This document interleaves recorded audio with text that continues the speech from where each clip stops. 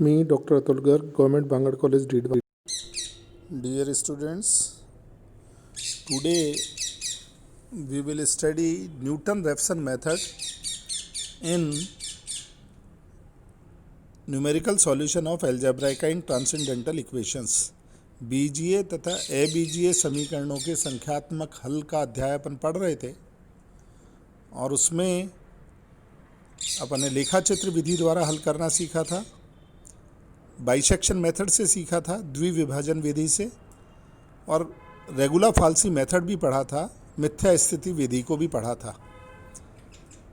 उसके अलावा अब एक नया मेथड और पढ़ते हैं जिससे दी गई समीकरण का हल अपन निकाल पाएंगे, न्यूटन रेफसन मेथड।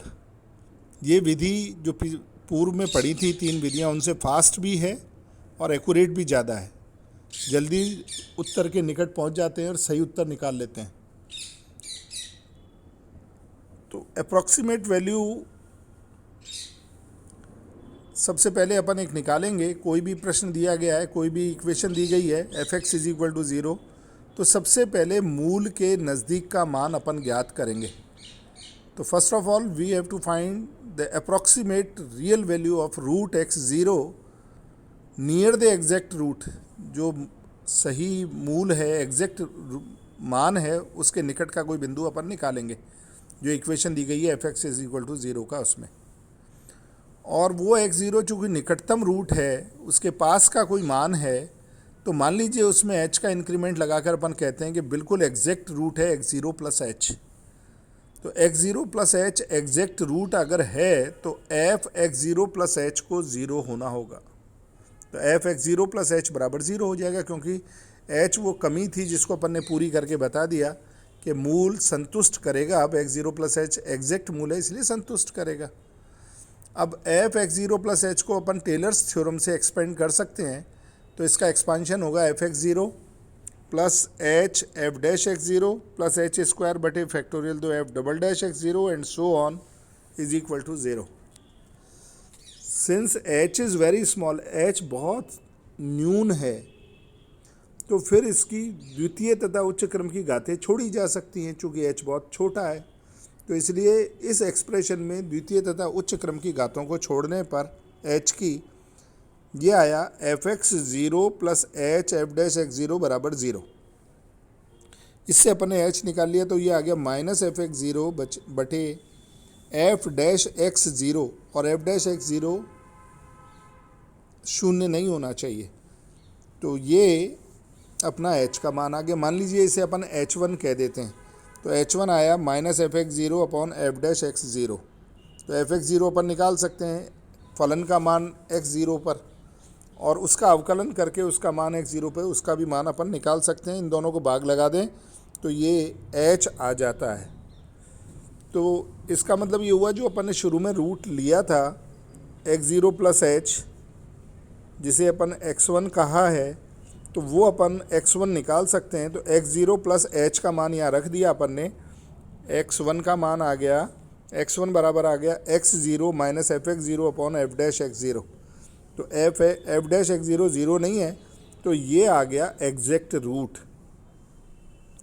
अब चूंकि f(x0) और f'(x0) में अपन ने h को न्यून मानते हुए इनकी उच्च घातें छोड़ी थी, इसलिए इसे अब फर्स्ट अप्रोक्सीमेशन कह देते हैं, प्रथम सन्निकटन कह देते हैं। और इसको इम्प्रूव करके x2, x3 वगैरह द्वितीय तृतीय सन्निकटन ज्ञात करते हैं। और ये तब तक ज्ञात कर लेते हैं जब तक कि दो मान एक जैसे डिज़ायर्ड एक्यूरेसी तक समान न आ जाएं। तो अब ये x1 अपन ने जो रूट निकाला है, इसको और अच्छा बनाएं। तो और अच्छा बनाने के लिए अपन h2 निकालें। तो h2 होगा -f(x1 बटे f'(x1), जहाँ f'(x1) 0 नहीं है। डज नॉट = 0 करिएगा, 0 थोड़ी होता है नीचे, तो ये डज नॉट = 0 आएगा, 0 नहीं होना चाहिए, 0 भाग नहीं लगता ना शून्य का, इसलिए। तो जब h2 अपन ने ये निकाल लिया, x1 जो मूल ऊपर आया उससे अपन ने f(x1) निकाल लिया, f'(x1) निकाल लिया, भाग लगा के h2 निकाल लिया।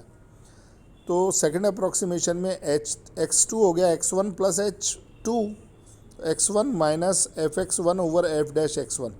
या आप डायरेक्ट भी इतना नहीं करके सीधा लिख दें कि सेकंड अप्रोक्सीमेशन जो न्यूटन्स फार्मूला अपन ने बनाया था ये न्यूटन फार्मूला ही है बेसिकली, ये फार्मूला न्यूटन फार्मूला ही है। तो न्यूटन फार्मूले में x1 की जगह एक एक इसमें बढ़ा दें तो x2 हो जाएगा x1 minus fx1 over f dash x1। इसी तरह से थर्ड अप्रोक्सीमेशन करना है तो x3 is equal to x2 minus fx2 over f dash x2 लिख देंगे। खैर अभी अपन इसको निकालते हैं x2 का मान। तो x2 का मान अपन ने ये लिखा है, तो इसको अगर लगातार x3 x4 xn करते चले जाएं तो xn प्लस 1 बन जाएगा xn fxn over f dash xn, और f डैश xn ज़ीरो नहीं है। तो ये कहलाता है generalise form of Newton Raphson method या न्यूटन रेफसन फार्मूला। इस फार्मूले को अपन काम में लेंगे तो सबसे पहले x1 निकालेंगे, फिर उसे इम्प्रूव करके x2 x3 वगैरह निकालेंगे, और ये तब तक निकालेंगे जब तक कि डिज़ायर्ड एक्यूरेसी तक रूट ना आ जाए। तो ये बहुत ही फास्ट और एक्यूरेट मेथड है। तो अगर आपसे कुछ नहीं कहा जाता किस मेथड से करना है तो फिर आप न्यूटन रेफसन मेथड ही अप्लाई करें, ये बहुत तेज़ी से उत्तर तक पहुंचाएगा। जैसे क्वेश्चन के माध्यम से इसे समझ लें। Find the real root of the equation x cube minus 3x minus 5 is equal to 0 correct up to 4 places of decimal by Newton Raphson method. तो न्यूटन रेफसन विधि का प्रयोग करना है, 4 डेसिमल तक करेक्ट निकालना है, इसका रूट निकालना है। तो सबसे पहले ये तो देता कि कौन सा रूट, क्योंकि ये क्यूबिक इक्वेशन है तो इसके 3 रूट होंगे। तो या तो इसको देना चाहिए था कि इसके नज़दीक वाला रूट निकालो, तो या फिर अपन अपनी तरफ से देखें पहले इसके नज़दीक का रूट कौन सा है। तो जैसे इस इक्वेशन में fx को तो अपन ने इस दी हुई इक्वेशन को fx मान लिया, x cube minus 3x minus 5, और f डैश x भी निकाल लिया, 3x स्क्वायर माइनस 3 आ गया। अब 2 पर फलन का मान निकाला तो -3 आ रहा है, 3 पर मान निकाला तो 13 आ रहा है। इसका मतलब रूट 2 और 3 के बीच में है और 2 के नज़दीक है। तो अपन x0 बराबर 2 ले लेते हैं और h इंटरवल मान लेते हैं, उसको लगाने से रूट एग्जैक्ट आ जाता है। तो सबसे पहले अपन ने x0 को 2 लिया। अब fx0 भी निकाल लें और f डैश x0 भी निकालना है। इसमें इन दोनों इक्वेशन में रखकर fx0 और f डैश x0 का मान निकाल लें। यहाँ पे दूसरा तरीका लगा दिया है, उससे भी कर सकते हैं। तो फॉर्मूला x1 बनेगा, इसका फॉर्मूला दोबारा ठीक कर लिया, ये तो न्यूटन रेफसन मेथड लगा लिया अपन ने। अब इसमें fxn इस प्रश्न में जो दिया गया है वो रख दिया, और f डैश xn जो बन रहा है वो लिख दिया, और इसको सॉल्व कर लिया। तो इस तरीके से भी कर सकते हैं कि आपने ये फार्मूला बना लिया इस प्रश्न के लिए।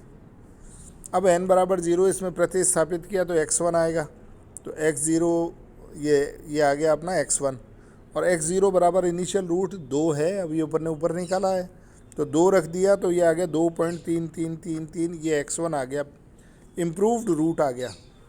तो अब अपन x2 निकालें।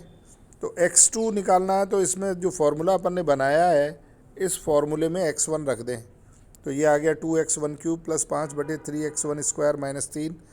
अब x1 का मान लिख दिया तो ये x2 बन गया 2.2805, ये बन गया, ये x2 आ गया। तो x2 आने पर अब x3 निकालेंगे। तो उसी फार्मूले में x2 का मान रखकर अपन ने x3 निकाल लिया 2.2790। इसी तरह से अपन ने x4 निकाला। तो x4 जब निकाल रहे हैं तो x4 निकालने के लिए ये हो गया 2x3 का क्यूब प्लस 5/3 x3 का स्क्वायर माइनस 3, और x3 की जगह 2.2790 रख दिया तो ये मान आ गया 2.2790। तो x3 और x4 4 डेसिमल तक समान आ गए, इसलिए यही एग्जैक्ट रूट है, 4 डेसिमल तक करेक्ट है ये रूट। तो इस तरह से अपन न्यूटन रेफसन मेथड से बड़ी इजीली कैलकुलेट कर सकते हैं। ऐसे ही एक और प्रश्न देखें, फाइंड द रियल, ये ट्रांसेंडेंटल इक्वेशन है। ऊपर जो मैंने लिया था वो अलजेब्रिक इक्वेशन थी, इसमें केवल x के पदों में इक्वेशन थी, ये अलजेब्रिक इक्वेशन कहलाती है। और अब जो अपन ले रहे हैं वो ट्रांसेंडेंटल इक्वेशन का निकाल रहे हैं। तो find the real root of the equation x square plus 4 sin x is equal to 0 correct to 4 places of decimal by using NR method. तो न्यूटन रेफसन विधि का प्रयोग करते हुए इस बीजीय समीकरण x square plus 4 sine x बराबर 0 के मूल दशमलव के 4 स्थानों तक सही ज्ञात कीजिए। तो यहाँ पर एफ एक्स अपने को दे रखा है x square plus 4 sine x, F dash x हो गया 2x प्लस 4 कॉस एक्स, अवकलित कर दिया।